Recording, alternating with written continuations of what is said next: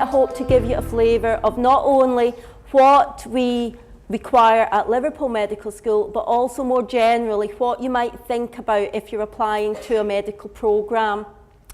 Now, at Liverpool, we look for candidates from all backgrounds with the appropriate academic ability to succeed on the course.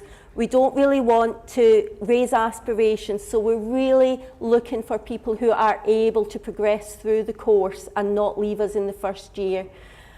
But we do really value non-academic attributes, and these are scrutinised very carefully. You need to be motivated.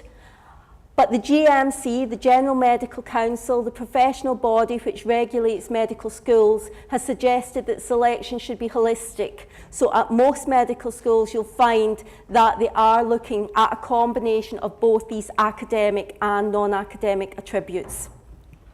The balance they put on them may be different.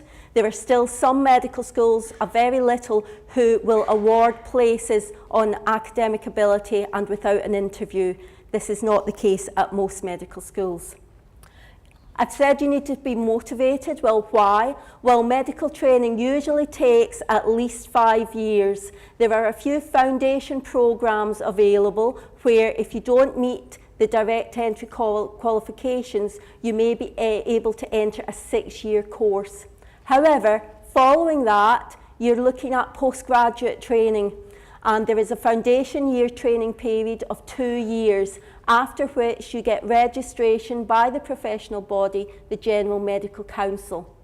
What happens after that? Well, of course, you keep on studying and you keep on learning. And you can enter specialist or GP training programs.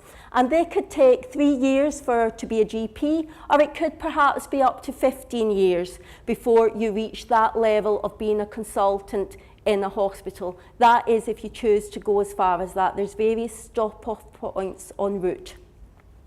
Now, the website at the bottom is Modernising Medical Careers website, and it tells you a bit about postgraduate education in medicine. And I don't suggest that you apply to an undergraduate course for medicine without having thought about what happens after those 5 years.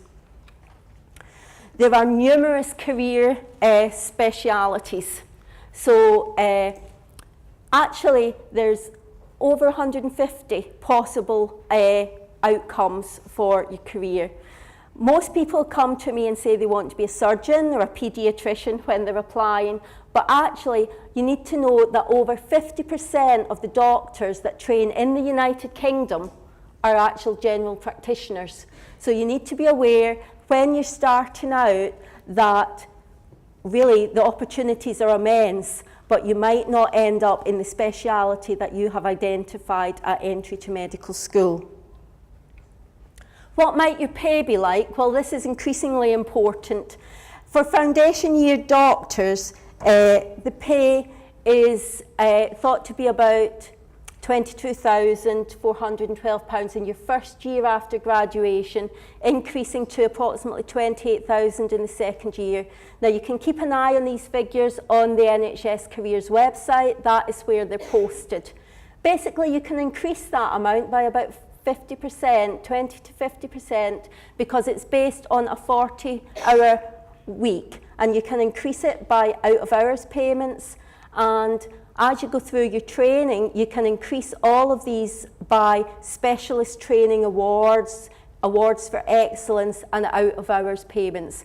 So all these figures that you see here, specialist training, £29,705, and speciality grade doctors up to 70,000, consultants up to 100,000. These can all be modified based on what hours you work and the excellence with which you do it. The figure for a GP is that of a salaried GP. If you own your practice, etc., it may be a lot more. However, what I need to say is that to some, those figures represent a very good wage. The median wage in the United Kingdom, I believe, is between £21,000 to £25,000. So for many, that's a very good wage. You need to think what it would be in terms of the responsibility you need to take to get that level of pay. But it's really up to you.